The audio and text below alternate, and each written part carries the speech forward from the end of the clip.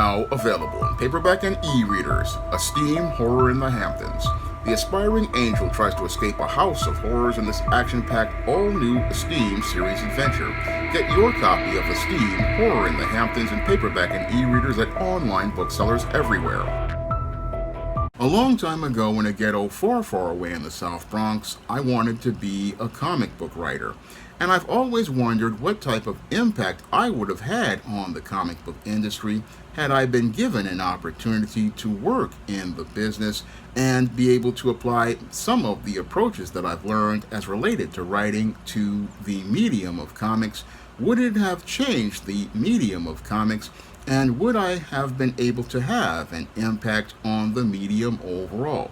That's the question I have been pondering for years, and one question that I believe won't get answered due to the sad state of affairs of the comic book industry being in a place where sales are at an all-time low, and with the whole overall business not really doing well right now. This is one of those questions that I wonder what the answer would be if I got that chance to write comics. Now, back in 2002, when I gave my brother a copy of the first ISIS book that I published, after reading it, he said that it was just like a comic book and said that it could possibly be the kind of story that would revive the comic book industry. That's what he said after reading it in 2002.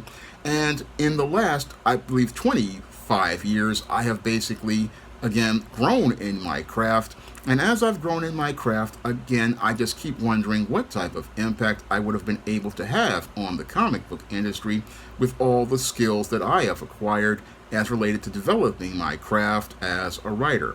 Now, over the last 20 plus years, I have taken techniques that I've learned from writing novels and screenplays and applied it to my overall model and style of writing to create a style of writing where I can go out here and tell a story by using the least amount of words to tell the most amount of story. And this technique was one that I basically, again, put together based on my years of reading novels and writing screenplays, and I wonder what type of impact that approach to writing would have had on the craft of comic book writing, because with the craft of comic book writing over at Marvel, they basically would just go with an outline and then draw the art for the story. That was the old approach at Marvel, and at DC they basically use scripts, but my approach was again to create a new style of script where you would basically, again, use the fewest amount of words like a screenplay would to create your panels, and then after using that fewest amount of words to create your panels, you would be able to make your page move a lot quicker as related to action, similar to that of a movie. And also, this technique would basically be one that would make it more simplified to tell a comic story and move the action faster as related to pages. This is what I do with my books, and like those in the ISIS, Esteem, and John Haynes series, and I even use it in books like my novels like Eternal Night and The Thetas and other novels I've done like A Recipe for Success. This is the technique that I use for writing, and I wonder what kind of impact it would have had on the comic book industry overall as related to the craft of writing. Now, when it comes to comic book writing, people don't think much of it as a part of the whole overall medium of comics, because everything is usually focused on the pictures. But if the writer doesn't put the right words on the page, you're not going to get the right pictures or the right action in those pictures. And this was where something that I wanted to work on as related to making the writer's part a major part of the comic, because seeing the work of great writers like the late Mark Gruenwald, again, made Captain America one of the best runs in the 1980s, and many other great comic writers. I mean, I see the impact of a comic writer's job on a comic book overall, because again, without them imagining the visuals and turning them into words, you don't get the pictures that the artist needs to draw.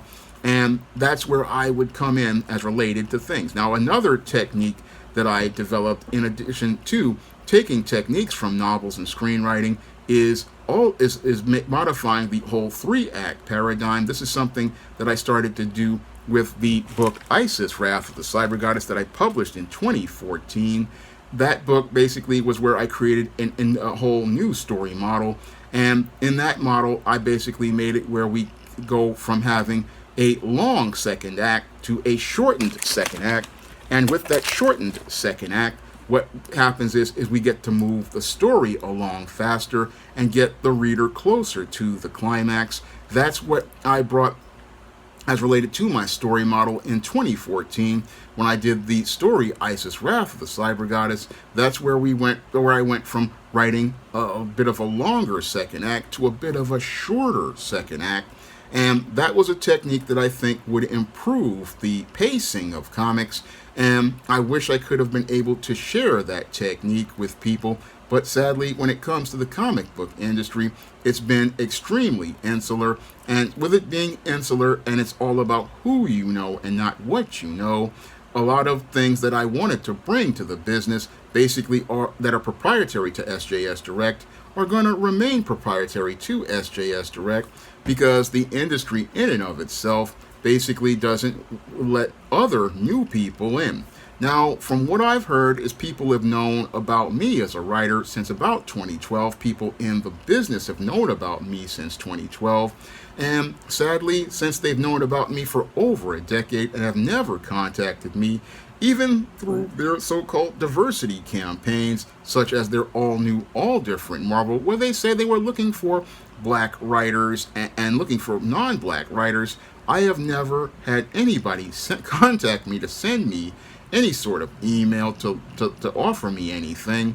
And it really, again, it saddens me because, again, I wonder what type of impact I could have had on the business and what type of impact I could have had on the overall medium of comics, because there was just so much I could have contributed to the business, but the whole thing is many in the business don't want to see anybody new coming in because, again, it's all about who you know, but sadly, who you know isn't as important as what you know. And as somebody who, again, is in a publishing business, I don't go by who you know. I try to go by what people know because I really value people's skills and their talent. And because I value their skills and their talent, I can appreciate what they have to offer. And because I can appreciate what they have to offer, I can look at a person's artwork, like when I'm looking for artwork for my covers, and see talent and skill in front of me and want to develop that talent. That's what I wanted to do as related to the business. Again, I wanted to take my talents and skills to help improve the quality of the business because I've seen a major drop in skills as related to storytelling in comics since the mid-1990s, where Marvel basically's editorial basically imploded, and then around 2001 it just completely collapsed. And in 2002, we had Dan Didio come over to DC with no publishing experience and try and run that company straight into the ground.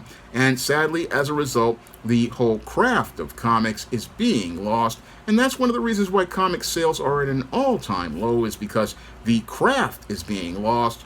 And there's no one in editorial to sit down and teach craft to people, because part of working in comics is understanding that, one, it's a business that's designed to generate sales of merchandise, and two, the people working in that business have to understand how to develop and learn how to build their craft. That's something that's not being taught in Marvel or DC or any comic company at this point. No, nobody's teaching craft anymore the way the late John Romita used to teach and the late Mark Gruenwald used to teach. No, nobody's sitting and teaching craft to the next generation of comic talent, and that's basically showing up on the pages of many comic books these days, because I go on these websites and I look at these comics and I see how sometimes decent concepts just fall apart because there's nobody in editorial to give creators guidance as related to telling stories. And I also see how some stuff should have never been greenlit, but was just greenlit because it basically was meant to fit an agenda based on who you know and the politics of the business. And it's hurting the business because it's really, people aren't learning the craft of comics, learning how to tell a story as a team, because comics are a team effort. Again, your writer is the foundation as related to things. Your editor is the visionary. The artist is the one who brings the pictures to life. And the colorist creates the energy with the dynamic colors. Again, it's a team effort, and there's nobody leading the team. And that's another thing that I believe I would have had an impact on, because I focus on leadership and focus on developing a team and having everybody do their part.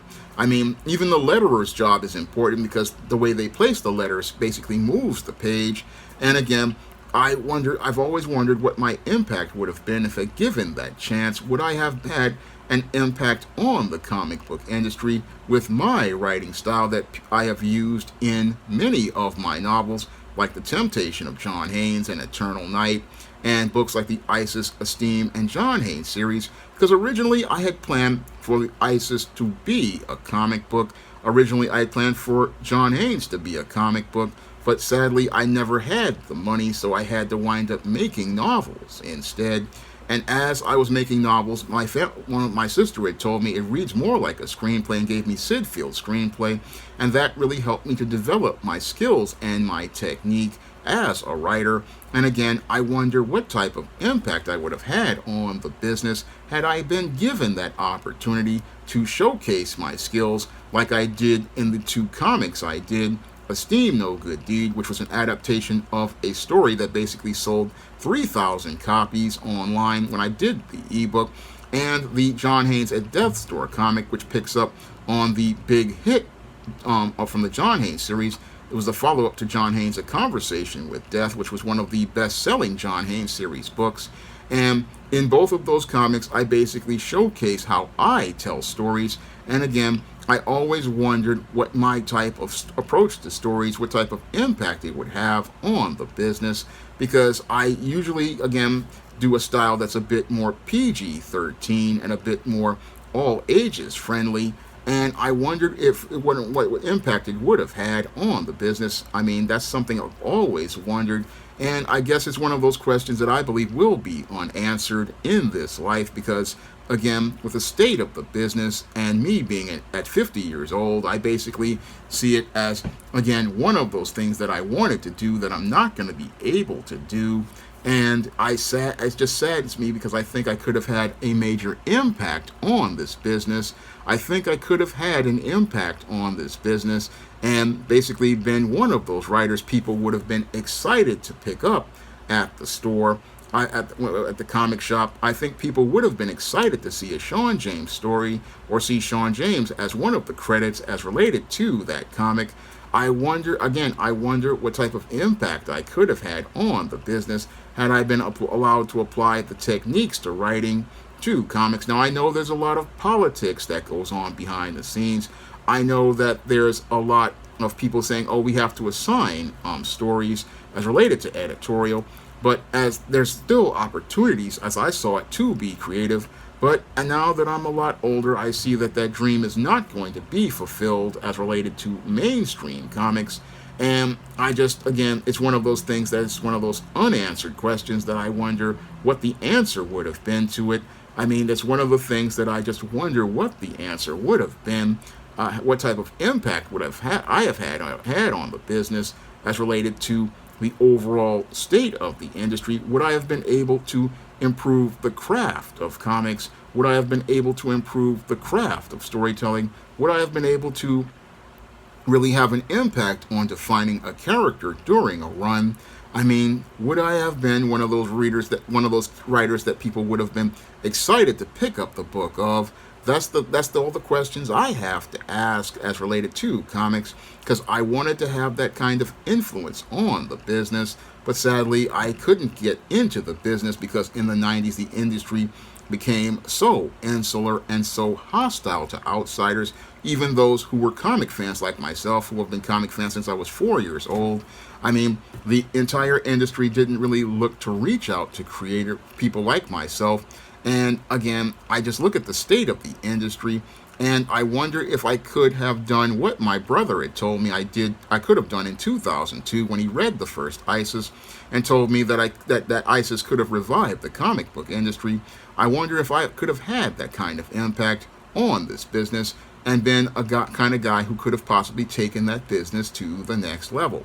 Now, if you want to check out my first 2 comics that I have done, John Haynes at Death's Door, you can find John Haynes at Death's Door on Lulu in paperback, and you can find it on Amazon's Kindle and Comixology. And you can also find Esteem No Good Deed on Kindle for just 99 cents. And both of those books are available on Amazon.com and Lulu.com right now.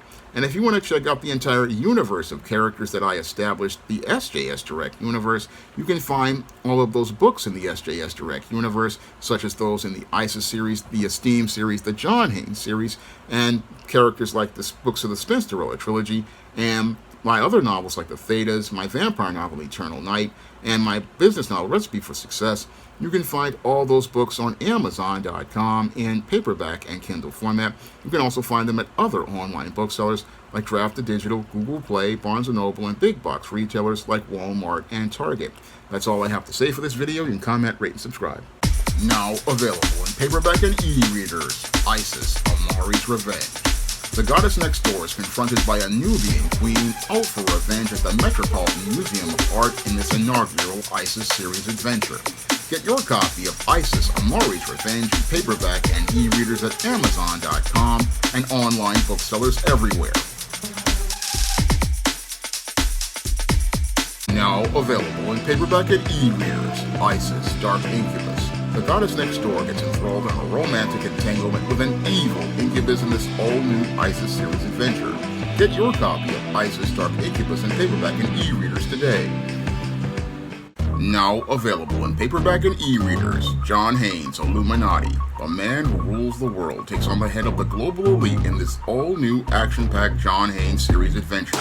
Get your copy of John Haynes' Illuminati in paperback and e-readers at Amazon.com and online booksellers everywhere.